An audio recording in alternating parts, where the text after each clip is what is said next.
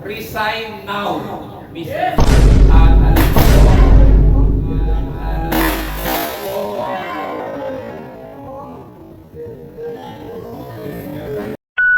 magandang gabi, mga kasama.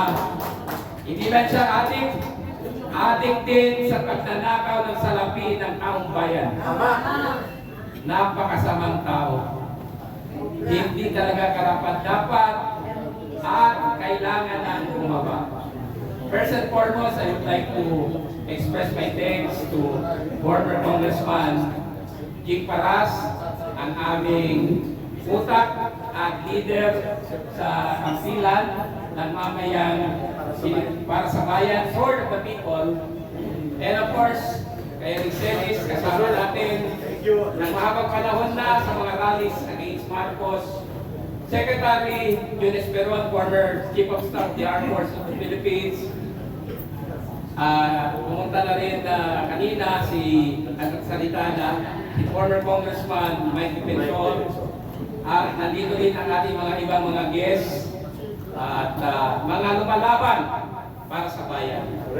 Nagpapasalamat ako sa mga vloggers at mga kapwa ko Pilipino. Mahal po ninyo ang bayan, mahal po natin ang bayan. Ipaglalaban natin ang ating kinabukasan at kinabukasan ng ating mga anak. I've been to many wars, legal wars, and even real wars. Pinanganak po ako sa probinsya ng Basilan, Bar, in the 1970s. At alam ko po, pagkatan sa kayo,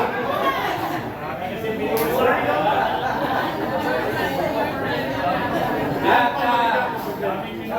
kami sa Bar, kasama si Brother Randy Guzman, na nandito rin, ay marunong kami lumaban kung kinakailangan.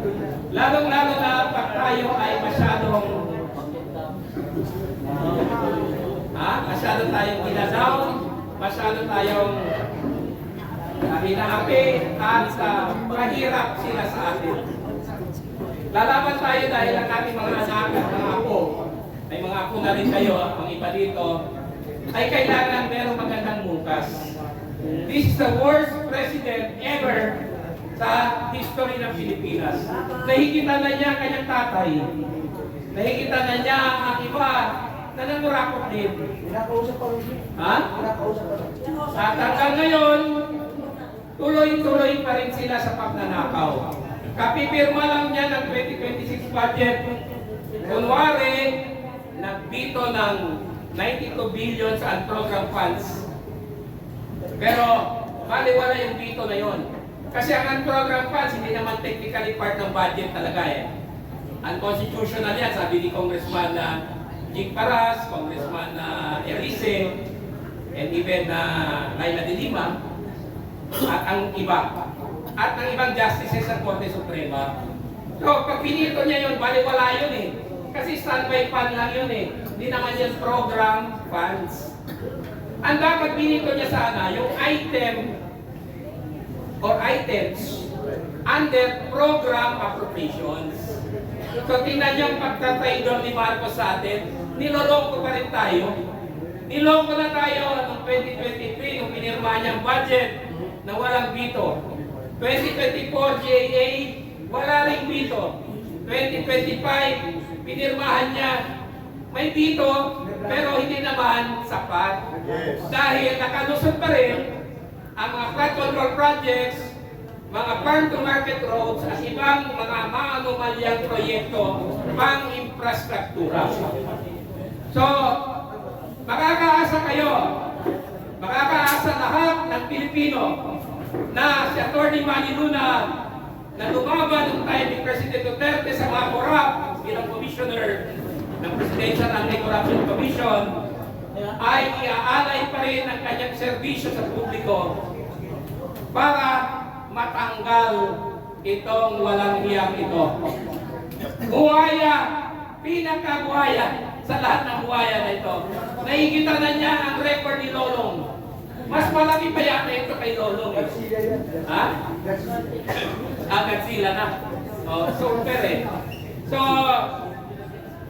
sa darating na mga araw, magkakaroon ng mga mobilization na napakalakas. We need you. Continue helping us, continue fighting. We have to defend democracy. We have to defend the Philippines. We have to save the Philippines from destruction. Masama itong pumasok sa ating bansa. He is an existential evil. Demonyo po ito ang kalaban natin. Hindi ito basta-basta. At hindi ko na kailangan sabihin kung sino yan. Alam na ng Pilipino. Negative siya sa lahat ng surveys na malalaki. Negative 3 sa isa, tapos negative 8 sa isa, tapos negative 27 sa isa. Sa latest survey, negative 27 yung cabinet sa Publicos Asia. Negative 8 sa Pulse Asia. Negative 3 sa SWS. Negative 8 sa NCR. Negative sa Visayas. Negative sa Mindanao sa lahat ng surveys except Balance Luzon. Pero bumaba rin siya sa Balance Luzon na bililid niya. So, it goes to show that the boat is sinking. Tulungan po natin ating sarili. Labanan natin po itong Godzilla na ito. Itong super buhaya na ito. Itong salot sa ating bansa. Mahirap sa atin ito. Bumaba ka na. Wala na naniniwala at nagtitiwala sa iyo. Resign now, Mr. Marcos. Maraming salamat po. Everybody po, mag-aawit po tayo ng isang awiting pagbibigay sa atin, pero may maiksi lang pong final message mula sa grupong Masada at ang grupo nila Commissioner Adamat ng dating Commissioner on Higher Education ay nagpapaabot po ng pakikipag-isa, nanonood siya. Invited po kayo sa grupo niyo ng VPISD.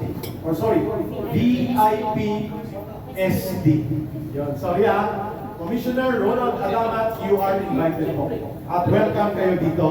At hindi lang po siguro na follow up ang communication. Ayos! Nanonood daw sila ngayon. Ang VIPSD. Music din. At tayo po ay announcement of Mitsubishi Adventures. Lilipat na. Okay. So we will have the short and final message and call to action from former USEC Ben Ranke, and then we will have our closing of the program. Mga kampilan! Kampilan kayo na? Mga kampilan! Tumayo si Tatay Digong dahil gusto niyang ng matinong pamumunuan. Ginalaw niya ang bansa para mayroong order dahil nung hindi pa siya naging presidente, may disorder. So nung tumayo siya bilang presidente, from disorder to order, nagkaroon ng katinuan ng bansa sa pero nung umakyat ka walang hiyang bangat, naging presidente, ang order ni Tatay Digong ay naging disorder dahil kinulong niya ang kasay natin, inimpeach niya ang ating presidente, nagnakaw siya ng greatest pagnanakaw o all pagnanakaw in the president of the country of the Philippines. Walang makatumbas ka ng magnanakaw kahit yung ama niya. So ngayon, ang kampilan po ay sinusulong natin ang inumpisahan ni Tatay Digong na change, pagbabago. Ngayon, nagkaroon tayo ng disorder. Ang kampilan ay tutulong para sa order, katinuan. So, ang kampilan, krisis, ramamo, sundan. So, tigpaso na to ang mga loko-loko sa Pilipinas. Pababa natin ang bangag ng presidente. At tayo po ay magkaroon ulit ng order. Yan ang mission ng kampilan. Diba? Salamat! So, pwede po kayo tumayo. Maraming salamat kay Congressman